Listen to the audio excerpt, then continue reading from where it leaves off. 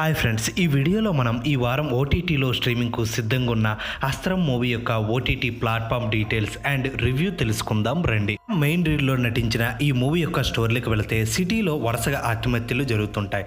ఈ కేసును డీల్ చేయడానికి డిటెక్టివ్ అయిన మన హీరో రంగంలో దిగుతాడు.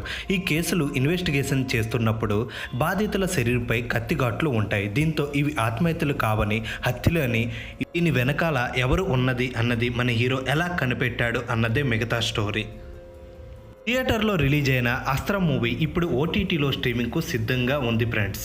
ఐఎంబిడిబిలో 8.9 రేటింగ్ అందుకున్న ఈ మూవీ యొక్క ఓటీటీ రైట్స్ను ప్రముఖ ఓటీటీ ప్లాట్ఫామ్ అయిన ఆహా దక్కించుకుని మే 9 నుండి తమిళ్లో స్ట్రీమింగ్ చేస్తుంది ఫ్రెండ్స్.